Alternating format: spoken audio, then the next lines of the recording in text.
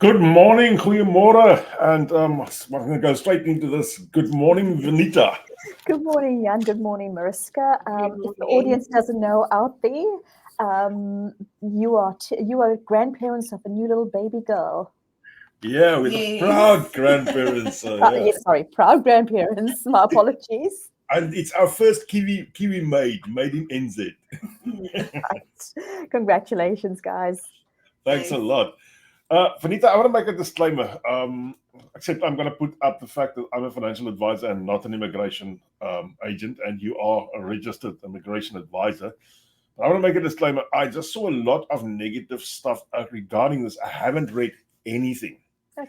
Because, once you start filling your head with all these negative things, that's why I thought I'll wait until I speak to you this morning. Yeah. Look, if somebody knows the truth, it will be you.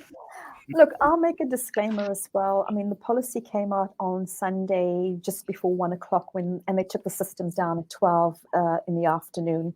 So and there's 3 amendment circulars, and we've had to obviously sift through a lot of information and so on. So, as time goes, the industry will be able to get more ahead of things. So I may just slip up here and there. So please make sure you check in those things with your advisor, but I'm just talking from what I've read. This is a 40-page document, and then the other ones are a bit more. So, yeah. I know there's been a lot of negative talk, especially on the South African pages, because they feel hard done by, because they've said that the government has promised them those 17 occupations to go on the green list, and they haven't, and they're quite gutted, especially the fitters and so on, and the metal fabricators and things. Now, I responded to 3 consultations last year with MB, when they looked at, for instance, the transport sector agreement or the sector agreements, and I responded to the transport sector agreement. Then they also looked at the residence pathways and those people that required registration, and we responded for the maritime sector as to which required registration. And then the last one was on those 17 occupations and how that will look. So I've always, and if anybody's spoken to me during that time, I've always maintained on that 17 occupations that there's going to be caveats on that. And there was going to be a threshold of 1.3 or 1.35 of those people earning that sort of salary. So if you were on median wage and there was no way you were going to earn that 1.3 or 1.35, then there was no way you had a pathway to residence. And because immigration just made an announcement, it was not cast or set in policy, they could change that. It was just an announcement, and it was done by the old government. So I think that people probably need to realize that, look, if you didn't have a pathway at that point and it was just an announcement and now there's no pathway, that you can't blame anyone but yourself, because you should have gone in with your eyes wide open on that. So that's where that sits. And I hope that it doesn't sound too harsh, but maybe as we talk through things, that maybe it will be a little bit clearer, and maybe it will give them some clarity on how they can move forward. And I'm happy to take questions, Jan, through this as they pop up as well. Yeah. Do you think we should do a bit of... We can do a bit of both. I'll give you the big picture of where the changes came through. This is all in the AEWV space because of the migrant exploitation. Now, the sector agreements, they've removed bus and truck drivers because obviously they've met the capacity on that.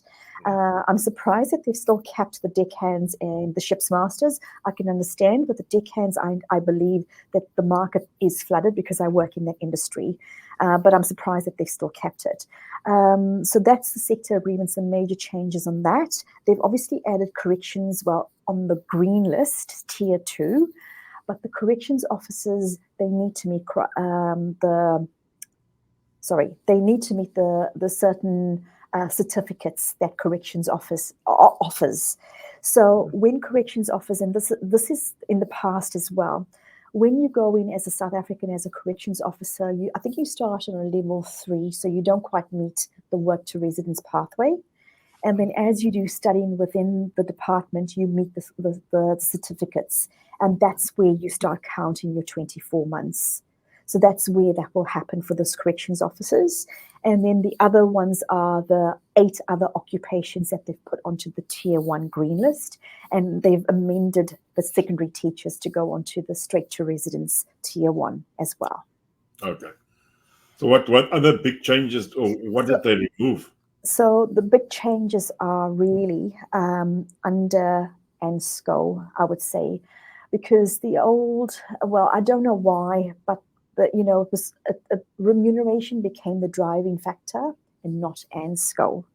And now Ansco's been introduced. And with Ansco being introduced, the people that are on skill levels 4 and 5, which is seen as the unskilled roles, that's where the biggest changes have happened. So the biggest changes on that is they are required to have an English test done before they apply for the work visa. They're required to have 3 years of work experience or relevant work experience, and which they must show. Also, if they have a qualification, it needs to be assessed by NZQA as a level 4. That's the other thing. So this would be best for these people to get their qualification not in New Zealand. Well, the thing is, a lot of them will come from overseas and they will have work experience or a qualification or something, and they need to go through to NZQ and have all this done before they can even come in.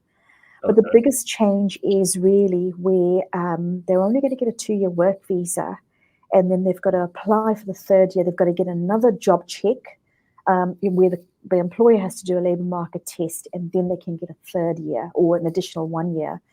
And so all those people that are currently sitting on the 3-year accredited employer work visa, there was this maximum continuous stay of another 2 years that you can get. You can't get that anymore. Okay. So that's been removed. So it's been brought back to 3 years, and then they have a 12-month stand-down period. All right. So, yeah. Changes you need to do, you're going to need to do that in the 3 years period. Yes, and the issue with the people that are currently on the accredited employer work visa is that if their role, like if their employer or their advisor disregarded Ansco and they're sitting on a low-level Ansco 4 or 5, these are the people that are going to be affected. They're not going to get 5 years. Okay. I've got a question here coming from Nicolette Geyer, asking, we applied for our visas in August 2023, arrived in New Zealand September 23. My husband is not on the green list. He's a recruitment consultant. How does this affect us and the 1.5 medium wage? Do residency, do you have to earn this once you entered New Zealand, or do you only have to earn this at the time of application for residency? Interesting. Yeah, so this is a disclaimer I would make, because a lot of advisors have not gone through the process of the 6-point system.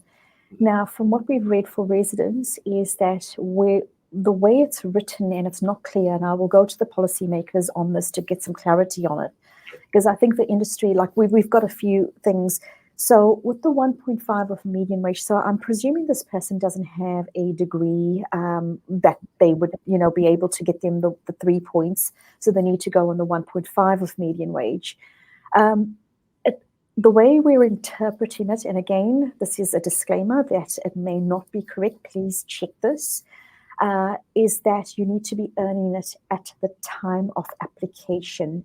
So all through those 3 years, the recruitment, this is for residents. Okay. So through the 3 years, as you accumulate in work experience, and I'm thinking recruitment managers like a skill level 2 or so, I'm not too sure off the top of my head, but I think it's definitely a skilled role. All through that time, you'll be earning the work experience, but you need to meet the 1.5 for the 3 points at the time of application. And then if processing is going to take 18 to 24 months or whatever that may be, that you would need to meet that all through that time. Okay. I've got another question for you coming up, saying, how does the new changes affect the essential skills worker visa? So those people, there's only a few of them left. The new changes, this person would have to go onto an accredited employer work visa now to get the next maybe 3 or 5 years. How does it affect it? The employer would need to be accredited. The employer would need to advertise the role. If it's a skilled role, they just need to seek advertising, for instance. and the person needs to show and demonstrate that they are suitably qualified for the role by either qualifications or work experience and meet the substantial match of Ansco. If they're unskilled, that's where the employer needs to go to Ministry of Social Development, make sure that there are no New Zealanders to be able to do the job before they can actually appoint this essential skills work visa holder in the role. Here's one. I think this relates back to our previous question saying, does this mean if you are on or above the 1.5 medium, even if you're Ansco 4 or 5, you should be fine? So there's a difference between a skilled role and meeting 1.5 and an unskilled role meeting 1.5. You will always be seen as unskilled on levels 4 and 5 of Ansco until you are earning 1.5 of median wage. So in other words, your work experience will not be counted until you are meeting 1.5 of median wage. So you would have to earn it from the beginning right till when you apply for residence. All right. What in the middle of all of this confusion, or let me say after a year that I've met the 1.5, now they put up the medium wage and I don't meet it anymore. So it's only by a few dollars. Yes, it's $31.61 for residents, Yep. whereas work visas are still $29.66 per hour. You would need to talk to your employer. And I do know in some areas where you're on a collective agreement and that's a unionized based role, that's not easy to do because those things are set and that will never change. So if you're on an individual employment contract, you need to talk to your employer about it. Okay. Let me see what else is there. If you applied in 2022 and arrived in 2023 in New Zealand working as a fabricator welder, earning around $35 per hour on a 3-year working visa, accredited company, are you? I would say eligible. I think they meant eligible. So the thing is with metal fabricators or earning $35 is not going to allow you to meet. So with South African qualifications, they're all trades-based. They're not degree-based. So you can't claim points under the 6-point category for your qualification. So the other way to claim the 6 points is three years of work experience and earning 1.5 of median wage. Now, at $35 an hour, you're not going to be earning 1.5 of median wage. You need to get increases or have an increase happen at the time of application. So once you have that, then you would be eligible for residence, but you've got to maintain that. All right. The next question is very much the same as this one. I think a lot of trades from South Africa have come in on the assumption that they will be on the green list, and that was the assumption that they made or their advisor made, and that was incorrect. Unfortunately, it was not set in policy, so it's the government's not messing around with their lives or anything. It's if they were never eligible last year, they're not eligible this year. Yeah. So is there any changes to the truck drivers? I knew that they said that yes, agreements they are removed from the sector agreements. Now, usually the sector agreements would be looked at in May. Now, on Sunday, they announced the changes to the sector agreement and the removal of those occupations. So it's possible that the sector agreement amendments may come through in May. I don't know. Now, usually with the sector agreements or you have groups that lobby for different occupations and why they need to be on a sector agreement. And those people have a 3-year pathway to residence. But it depends how it's set and how the government wants to set it. Now, from experience last year, when we responded to the sector agreement and one of the roles that we wanted to get onto those 17 occupations, MB came back saying, no, because the numbers are so low, there's not enough people, you need to find another pathway or another avenue. And we provided substantial submissions on that. So it really depends on who's lobbying, how many people are lobbying, how many people are affected, and so on. All right. I've got to ask something, and I know this is probably controversial. We just had these immigration figures come out, one of us the week ago. Yeah. Suddenly they hit us with this wave of new rules. Let me not say anything else. New rules. Yeah. Do you think it's a bit of a knee jerk? No, it's not a knee jerk. This is going back to a lot of the old settings. So a lot of, and it's actually no longer grey, it's black and white. So it's going to make it very easy for advisors and people, if they're doing it on their own, to be able to know what they can and can't do and what's required. With this policy now, a lot of the onus is going to the employer. It's not so much the applicant. So the applicant, while they need to show they've got the work experience, the employer themselves are responsible for a lot. For instance, like if they're recruiting, they need to have records to show how they've cited documents on qualifications, how they've assessed a candidate to say that that candidate or applicant had the work experience that they were looking for. For instance, did they look at their tax records? Did they look at previous employment agreements? Did they look at pay slips to verify that that person is saying who they are and have the experience that they have? Now, this has never been the case for employers. So record management for employers is absolutely key. One of the biggest changes is that if people leave their job, the employer has to notify immigration within 10 working days. And that was never something that happened before. Yeah. So immigration didn't know who was, like, to them, you were still employed. And it was always, you have to secure another employment within reasonable time. Reasonable time was never defined either. Okay. And now it's defined as the employer has to tell immigration. So they're going to call immigration up and say, this person has left the company. Now, if you don't have another job, you're in trouble. You're probably in breach of your visa. Yeah. Right. There's another one popping up saying the short of this is, my husband is a qualified mechanic. We arrived December 23. Will this affect us? He's currently working for an accredited company as a forklift technician. Look, the roles that were on if they're on sector agreements, if they're on the tier 2 and so on, they're not going to be affected retrospective. It's the ones going forward. So I can't tell you whether you're going to be affected or not. It comes down to which pathway. There's a lot of pathways to residence. There's the straight to residence, there's work to residence, there's the 6 points, and the 6 points you can meet in any way. So it all depends on which pathway you fall under, and the sector agreements as well. So it depends. It all depends.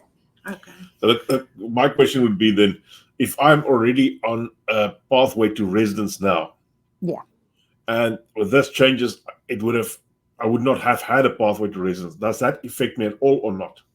Because I'm already on the pathway. So the thing is, if you're already on a pathway, and for instance, I'll give you like the truck drivers that were on a pathway already, they're not affected. It's just the applications from the 7th of April onward that are affected, and they don't have a pathway. Yeah. So I had the feeling that a lot of people felt, and I do understand where they come from, that they felt they were just thrown under the bus now because they have come here, they are on this pathway to residence. Now suddenly the carpet's been... Well, it's the ones that were holding on to the 17 occupations being introduced, and it hasn't been introduced. And those are the ones, because they were never on a pathway, so they're not on a pathway now. Yeah. So the only way is probably... Yeah. So if you were on a pathway, then you're still fine. You're still fine. Yes. That's where they probably need to look at the earnings and the remuneration. Here's an interesting one. If a primary school teacher is already registered, has 3 years New Zealand teaching experience, what's their current pathway to residence with their current green list, or with the current green list? Currently not working in NZ and don't have a visa, but did have a 3-year essential skilled visa. Okay, so somebody probably not even in the country. Right. So yes, because the thing is, for all the roles, you need to have a job offer or be in employment to be able to claim those points. So straight to residence in tier 2. So straight to residence, you need to have a job offer. You can be offshore like the way this person is and apply for residence with a job offer. But with the primary teachers, it's on a tier 2 green list.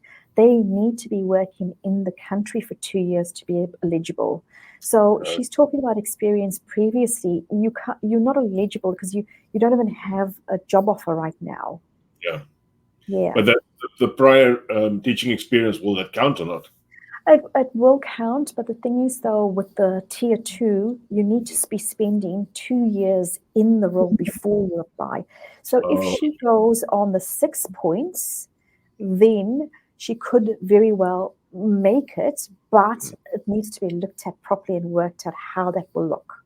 Yeah, that makes sense. Yeah. Because there's salary requirements and all sorts of things. There's so many things to consider on the 6 points.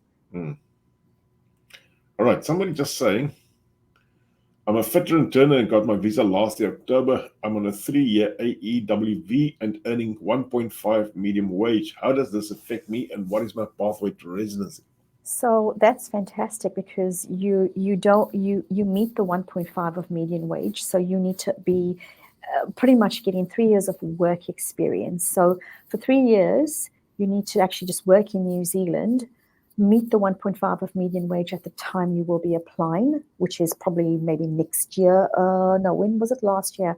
So would it be in 2026 then? Yeah, That something would like be eligible. Yeah. So in 2026, you need to meet the criteria again and you'll be fine. All right. Okay. I think a lot of people just, when they heard this, they were just thinking, oh my word, we're going back to South Africa. It was just like well, the thing is, and the problem is with a lot of immigration advisors, they promise a lot of things that is not there. And they should not be promising that. And that's the thing. You know, if you call me up, I would have said, yes, it's been announced, but it's just an announcement. It's not in policy.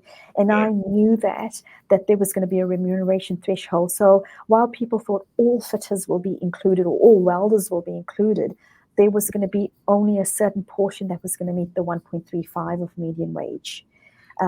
You know, so it wasn't going to be for everybody anyway if that was announced. Yeah. So let's go back to a fitter or a welder. Yeah. So I'm a fitter and a welder. What do I do to ensure that I can stay, that I can get residence? Well, I think you need to have a very open and frank conversation with your employer, okay? And you need to say to your employer, look, this is what I need to meet to be able to get my residence. Now, you may have a 5-year visa or be eligible for 5 years, so you'll be able to do the additional 2 years, okay? So in that 5-year period, you should be able to have a plan. So the employer should be able to say, look, I'm happy with you. By this time, we maybe would, you know, so you'll be accumulating work experience through that time of your visa, say 3 years, okay, 3 years. But at the end of it, have that conversation to say to your employer, is it possible for me to be earning 1.5 of median wage? It could be obviously more than what it is right now because that's in 3 years' time. But are we willing to do that? And you may find that they are very willing to do that because they want to keep you. That's right. Another one, if you qualify for the 2-year extra extension after the 3 years, does all the new rules apply to the extended 2 years, or do you just extend the current visa conditions? So there's a difference between the skilled and the unskilled. Okay, so Ansco is very important here.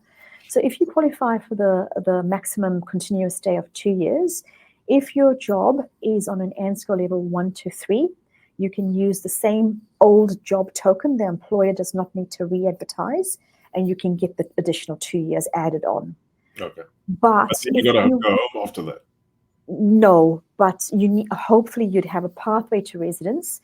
The stand-down period is after 5 years, and that's a 12-month stand-down period. But if you're on an Ansco level 4 and 5, now this is where you don't have the additional 2 years. Okay. So this is 1, 2, and 3. That's got the additional 2 years. That's right. Yes. Okay. And if you want to stay, then the employer has to go through the whole process again. You need to, within that time, upskill and go to a skilled role. Okay. Question: does an electrician also need 1.5 wages? No, because they're on tier 2. So they need to be earning median wage, and or they need to be earning the median wage at residence and work for 2 years in New Zealand. Yeah. Here's a good one. If you have received residency and apply for PR and you're not on the green list anymore, can your PR application be declined? PR is completely different from residence. So PR, you're not jumping through the hoops for residence.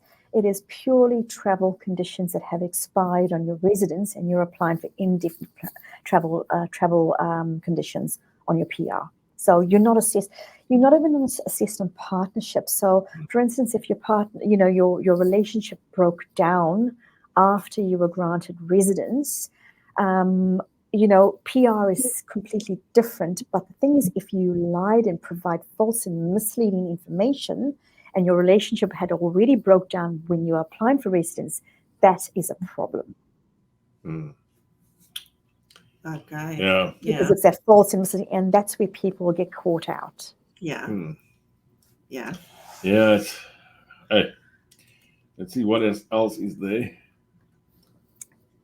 So while it seems like a massive amount of changes, a lot of it is actually on the employer now, and the employer needs to meet all the criteria.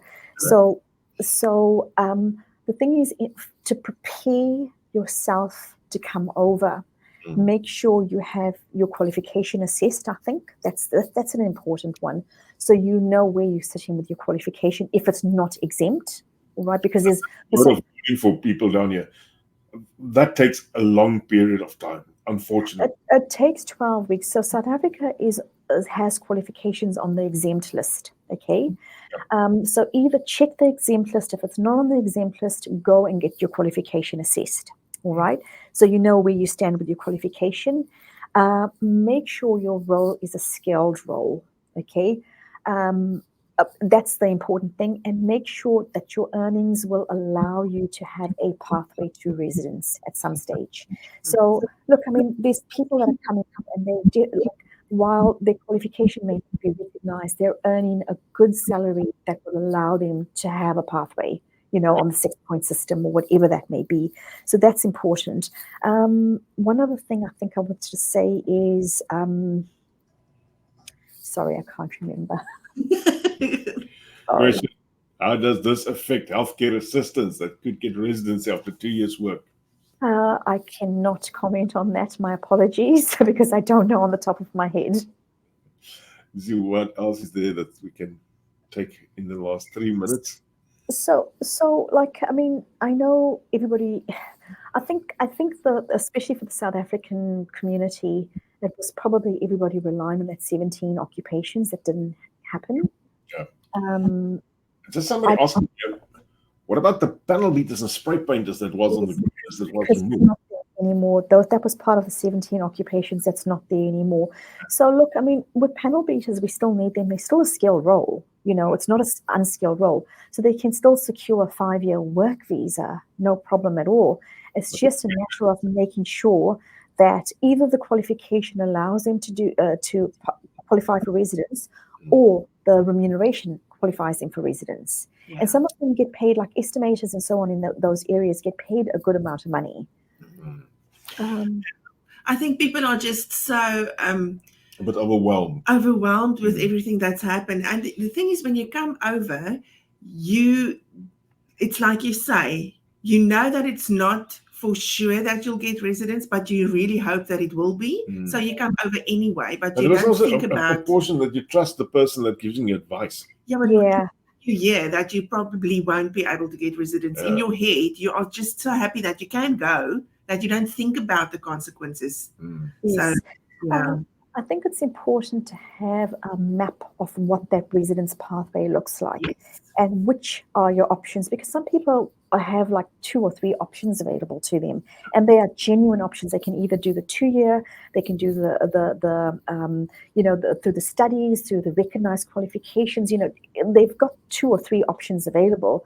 The thing is, you want the path of least resistance, the path where you can easily show everything. And you need to know, okay, I may not get residence in 3 years, I may get it in the 4th year, but what is that going to look like for me? Do I need to have those conversations with my employer, and when do I need to have that? One other thing that I've noticed, and from my experience, is that sometimes, and this is a lot of people that make this mistake, is that employers may be unionized. You have a choice between a unionized contract or an individual employment contract, right? And you're so excited signing that letter of offer, you're not realizing what that means. Now, with unionized contracts, it's not a bad thing, but some of those roles, the rates are set for the next 2 to 3 years.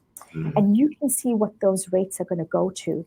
And because it's a unionized role, the employer cannot increase your salary or your hourly rate no matter what, because it's a unionized based role. Okay, because so it's important to actually see what that is. Like the corrections officers is unionized based role, but because it's unionized, there is the qualification that the corrections officers need to meet. And if they meet that, yes, they will meet the rate as well. They'll be on that 2-year pathway. So they'll be okay on that. It depends on what that looks like. Yeah. Because I work a lot in that, and I know that we cannot move, we cannot deviate. And I know that the people who are eligible and who are not eligible for residence. Yeah. As which would be the correct site to see for what skill level you fall under? It's Ansco. So the way we work Ansco, and we know Ansco is a bit outdated. You take the position description, and it has to be a substantial match to an Ansco. We don't go on title of the role. We go on substantial match of the core tasks. So it's an exercise in itself. Employers have sort of forgotten about this, and this is where they've sort of disadvantaged the worker right now. So we're going back to Ansco and what that substantial match is. So this is where a lot of people may get caught out doing their new visas, where the position description is not matching the accurate Ansco level. And this is where the case officer will say, sorry, I don't agree that you are a sous chef, you are kitchen hand, and I'm dropping this down. So if they drop a sous chef down, which is a level 3 to a level 4 or 5, that's a problem in itself. Yeah. It is. Yeah. Okay. All right. I think you're going to do a last one. Visas valid for 3 years, issued 12 June. Does it mean it changes to 2 years now? ECE teacher. So the ECE teachers are on the Tier 2 green list. So the thing is, though, it doesn't mean that it's dropping down to 2 years. You have to meet all the requirements of that. So you could be eligible for an additional 2 years. Just make sure you meet the requirements of what's required in that, because I think they have wage thresholds in that. So make sure you're looking at that. All right. So I would say before you just throw in the towel or get really upset, it's probably a good idea to just get a hold of your immigration advisor. Look, to be honest, because there's so many things, and I know a lot of people are doing a DIY, which is fine. The thing is, before you come, I think you should really get a comprehensive, I don't even think a free assessment can really, because a free assessment, you're just going, maybe, okay? And that's what all advisors do in the industry, okay?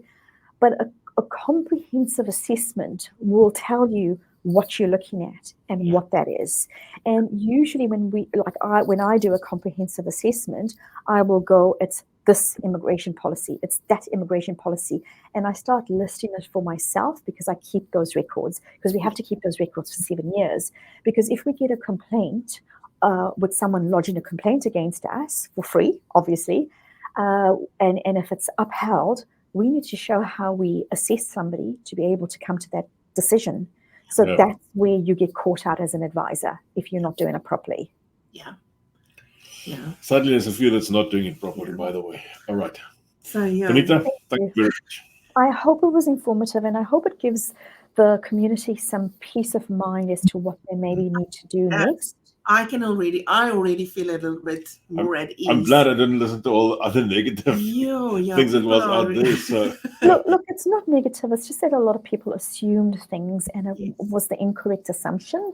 But I don't think it's all doom and gloom. I think there's a way. The other thing I should say is that if there's no way in New Zealand, look at Australia, okay? Australia, again, have changes to the migration system. If you're over 45, there is still possibly a way under the Dharma, okay? But if you're under 45 and you have no pathway in New Zealand, look at Australia, because there's possibly pathways there for you. Yeah. And you do Australia as well? Yes. Putting it out there. And there's other advisors that do Australia as well. So they could maybe look at, okay, there's no option for you here. Your employer has said flat out, no, you're not going to earn 1.5 of median wage, but you'll get your qualifications assessed and positively assessed in Australia. So you'll have that. And what what can you do now to go forward on that? So it's not the end of the world yet. It's not the end of the world. You still have time. A lot of people have maybe 3 to 4 years of time to be able to find a pathway. Yeah. Okay? Yeah. All right. Listen, thank you very much for once again stepping in this on a Tuesday morning of all things. Right. All right. Good luck. And we'll speak soon. Okay. All right. That was Vanita Hurbuns from A2NZ Immigration. Guys, details is on here available. Get hold of her if you need any help. And that's us for this morning. Yeah, so don't get disheartened yet. Get a hold of your immigration advisor if you don't know what's going on. It's the best way to give you peace of mind, I'd say. We didn't do a draw for the boats this morning. We're not going to do one. We're not going to have one on Thursday as well. Oh, no, I'm not here. But we'll have one next Thursday. All right. Thanks a lot. bye.